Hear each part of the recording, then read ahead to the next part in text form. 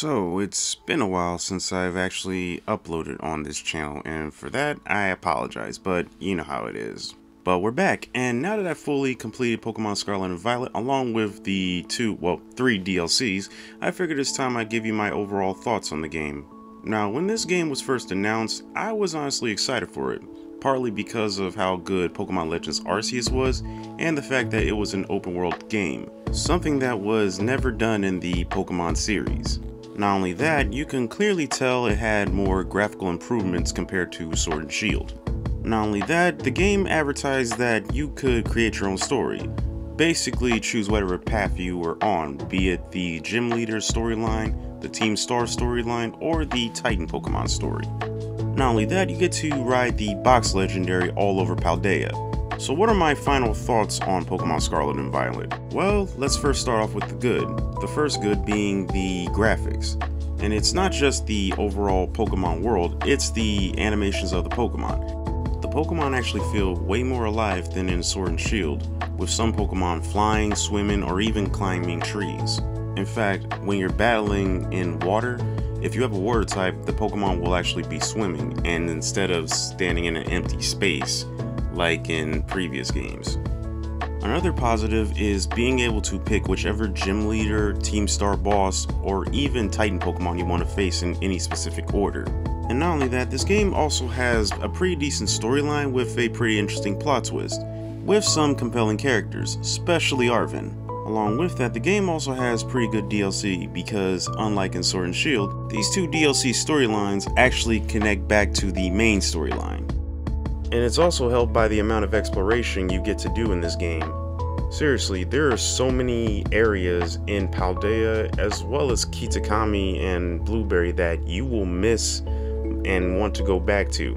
And there are places where you get to find rare TMs as well as many types of items specifically for competitive play. And you can even find ingredients for TMs given the fact that TMs are single usage again. And there's even the amount of explorable networks of caves throughout Paldea as well as Kitakami and Blueberry Academy.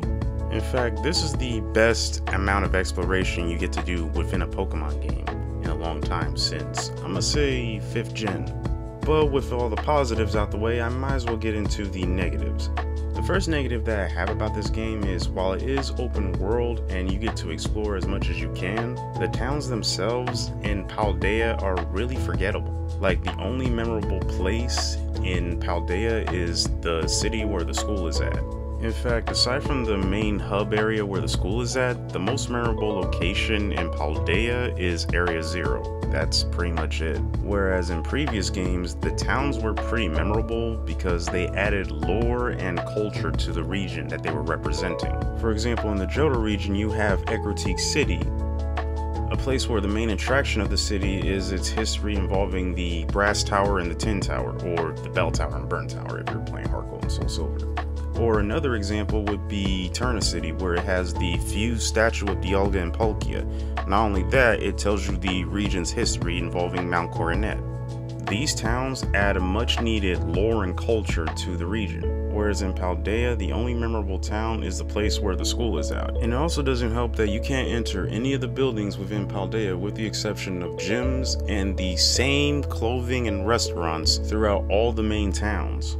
And another issue with the open world is, despite the fact that you can challenge any Team Star member, Gym Leader, or Titan Pokemon in any specific order, the game doesn't have proper level scaling. No matter what order you battle them in, the level of their Pokemon remains the exact same. Meaning I could battle Grusha with a properly leveled team and steamroll through the rest of them. It would have been better if they had a preset team, depending on how high of a level your Pokemon are. Now, another negative that I have for this game is the lack of customization. You're pretty much stuck with wearing the same school uniforms. And I know the in-game explanation is the rules are you have to wear these at all time, but it would have been better if you only had to wear them while you were on school grounds. But for some reason they don't, and even worse, you don't even get new articles and clothing until you've paid for both DLCs. In fact, all of the clothing shops in Paldea only sell socks, shoes, helmets, glasses, and hats. That's pretty much it. which is honestly kind of stupid because as much as I disliked Pokemon Sword and Shield, at least it had better clothing options than this. In fact, even in Pokemon Legends Arceus, a game that I consider one of the better Pokemon games on the Switch, had better clothing options than this, and that game took place about 100 and some years in the past. But in this game, you're stuck wearing the same bland, boring school uniform. And it also doesn't help that while the game does have a pretty good story, there's no voice acting in it whatsoever. And it doesn't help that the game has pretty great emotional moments like with Arvin and his parents. But these moments are held back by the fact that this game doesn't have any voice acting whatsoever. Now, if they don't want the main player character to talk, that's fine. Let the other characters talk, similar to the Persona games. Or better yet, similar to Breath of the Wild and Tears of the Kingdom, where there are voice acting and emotional moments, or during important story moments. And I know the most common argument for people defending the lack of voice acting is they'd have to dub in every single language for each language option in the game. Well, if this game took a long development time, it would have came out better. However, this isn't even the worst part of Pokemon Scarlet and Violet.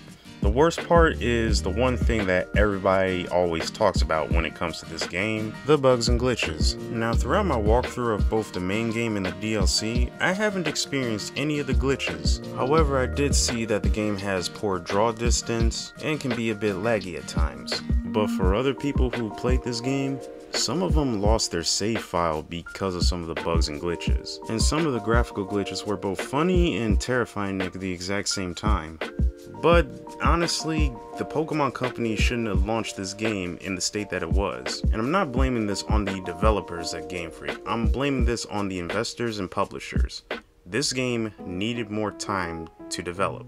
That way they could have caught every single one of the bugs and glitches, and the game would have been optimized better. And what's crazy is the Pokemon Company knows the backlash they received, and hopefully the next game they take their time with. Because overall, if you take away the bugs and glitches, lack of level scaling or voice acting, or proper customization, this is honestly a pretty decent Pokemon game. And if this game had more development time, it probably would have became one of the best Pokemon games of all time. Possibly just as great as Generation 5. But as it stands, it's a semi-decent Pokemon game for now. And it also doesn't help that Power World is considered a better Pokemon game than this. But what do you guys think? Let me know in the comments below. Now don't forget to like this video, share this video, and don't forget to subscribe to the channel. And I'll see all of you guys on the next video. Take care.